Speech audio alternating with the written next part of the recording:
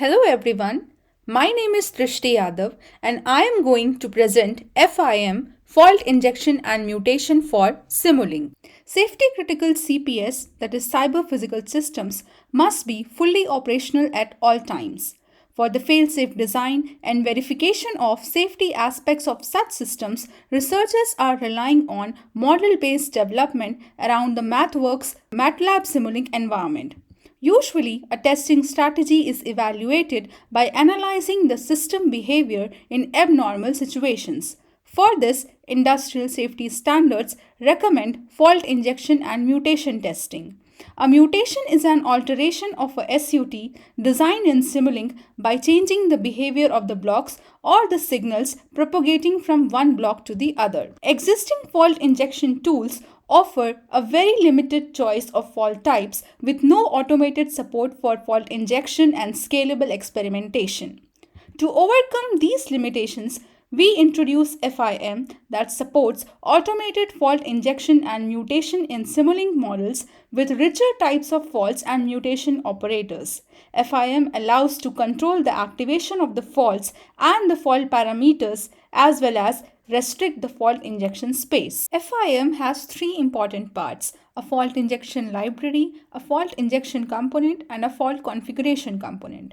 As initial inputs, the user specifies a system under test, fault list, that is a list of desired faults, and an output directory. FIM supports two modes for injecting faults: single model mode and multi-model mode.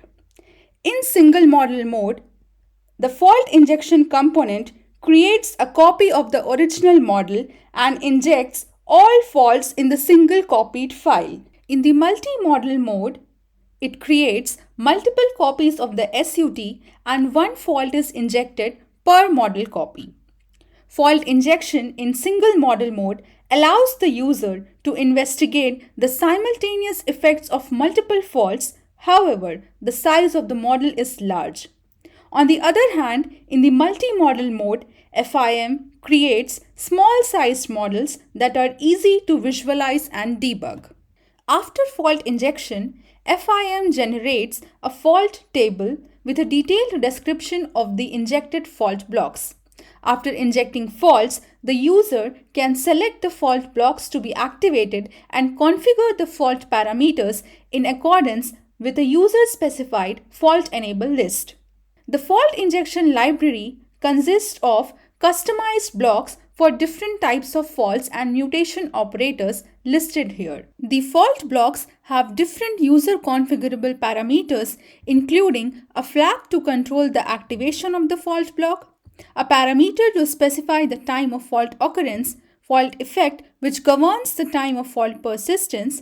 FIM supports two fault effects: infinite time, that is the fault persists till the end of the simulation, and constant time, that is the fault persists for a specified duration corresponding to the parameter fault duration. Fault value controls the fault amplitude. Operator number is used to select a relevant operator from a predefined list. We evaluated FIM on the Simulink model of the aircraft elevator control system, an industrial benchmark from the aerospace domain. We injected 45 faults at different target locations of the model and measured the fault injection time by averaging over 10 independent runs. On an average, FIM takes 0.92 seconds in single model mode, while it takes 2.87 seconds in multi-model mode to inject one fault.